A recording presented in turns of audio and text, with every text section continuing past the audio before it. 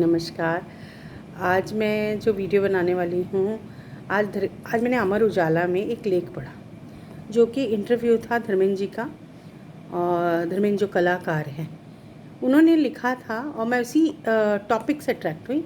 उन्होंने लिखा था कि काश मैंने कुछ समय अपने माता पिता को और दिया होता और बिताया होता। तो ये सुन के जो भी सेंसिटिव लोग हैं, थोड़ा सा दिल तो वो होता ही है।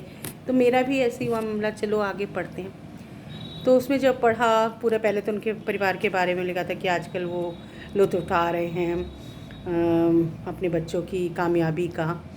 फिर ये बताया कि उनके पिता गांव में प्रिंसिपल थे और 2 बेटे थे उनके, धर्मेंद्र और एक और।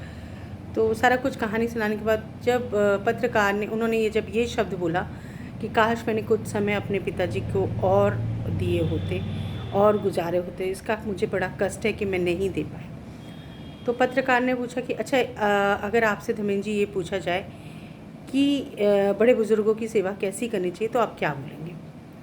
तो उन्होंने कहा कि मैं एक ही शब्द कहूँगा कि बड़े बुज़ुर्गों की देखभाल एक बच्चे के जैसे करनी चाहिए। जैसे आप एक बच्चे की देखभाल करते हैं ना, वैसे करनी चाहिए। क्योंकि बच्चे वैसे ही हो जाते हैं बुज़ुर्ग होने के बाद, क्योंकि अभी वो भी 88 ईयर्स के हैं, तो वो अपना अनुभव भी बता रहे होंगे।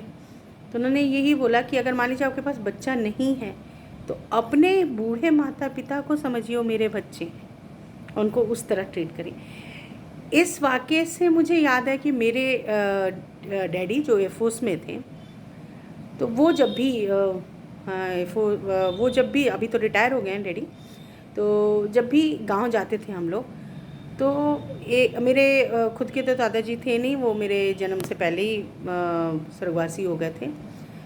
तो मेरे डैडी के चाचा थे, जिनको काका काका कहते थे, हम लोग छोटे बाबा कहते थे। तो उनके पास ले जाते थे और तेल देते थे, कहते थे उनकी खूब मालिश करो। बोलते थे काका क्या खाएंगे आप, वो बताइए। तो जो बोलते थे बाबा, वो डैडी ला के देते थे, सब कुछ कर। और उन्हीं के साथ, क्योंकि डैडी के जाने के बाद लोग भी बहुत आते थे मिलने जुलते, वो रहते थे और द्वार पे सब लोग बैठे थे, रौनक सी होती थी और बहुत बातचीत। और बुज़ुर्ग जैसे अपने पुरानी बातें बताते हैं, वो बताते थे और ये लोग सुनते थे। भले वो धीरे धीरे बोलते थे, लेकिन बड़े ध्यान से सुनते थे। वो मुझे बहुत अच्छा लगता था कि कम से कम आप दूर भी हैं, लेकिन कुछ पल के लिए जब पास जाते हैं, 10 दिन के लिए, 15 दिन के लिए भी, तो उनके साथ ही बिताइए, अलग रह के नहीं कि आप कहीं अलग रहिए, वो कहीं अलग रखिए, बस आप जाने के लिए चले गए हैं उनके पास। तो ये चीज़ मैंने अपने डैडी में भी देखा था कि अक्सर वो उनके साथ, चाय भी होती थी तो वहाँ हमारे में द्वार और घर होता है गाँव में, तो द्वार पे ही मंगवाते थे, वहीं पे जाता था, वहीं पे सब लोग पीना पाना सब कुछ होता था। घर से कुछ भी बन के जाता था, वहाँ पे जाता था। तो ये चीज़ मुझे बड़ी रिलेट की और मुझे बहुत ही अच्छा लगा। और आजकल के लोगों को भी मैं यही बोलूँगी कि जैसा धर्मेंद्र जी ने कहा है वैसा करिए। वो आपको, अगर बुज़ुर्ग हो गए हैं, आपको उल्टी सीधी बात कह रहे, आप पे नाराज़ हो गए, तो एकदम बच्चे जैसा सोचिए कि हाँ, कैसे हमारे बच्चे जो काफ़ी बड़े हो गए, लेकिन ऐसी कई बातें बोल देते जो बर्दाश्त नहीं होती, लेकिन हम तब भी बर्दाश्त करके उनसे बात करते हैं और उनको समझाते हैं। तो उसी तरह हमें बुज़ुर्गों को समझाना ही नहीं है, हमें उनके पास अगर प्यार से बैठ जाएंगे, प्यार से उनको पकड़ लिया, उनको हंस दिया, उनसे बात कर ली, तो सब कुछ भूल जाएंगे। और जो उनके अंदर से आशीर्वाद निकलेगा, आप जानते नहीं वो क्या है, वो बहुत कुछ है, बहुत कुछ है।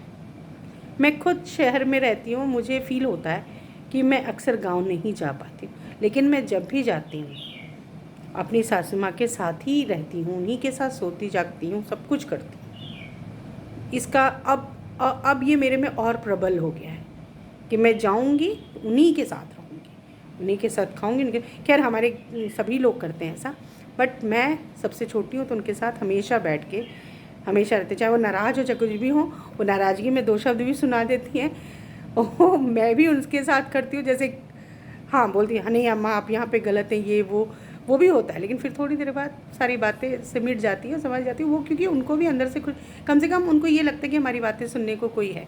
वो अपनी पुरानी पुरानी कई बातें बताती हैं। कई बार मैं सो जाती हूँ, उस पर वो नाराज़ भी होती हैं कि हटो, तुमसे कौन बात करेगा, तुम बीच में सो जाती हो। लेकिन मुझे नींद बहुत आती है, मैं क्या करूँ, सुनते सुनते सो जाती हूँ। लेकिन ठीक है, ये सही है, उनके साथ में रहते हैं, उनको अच्छा लगता है। तो मैं आप सबसे यही अनुरोध करूँगी कि उचित सत्कार करिए अपने बुज़ुर्गों का, अपने सबका, केवल दिखावा नहीं, रियलिटी होनी चाहिए।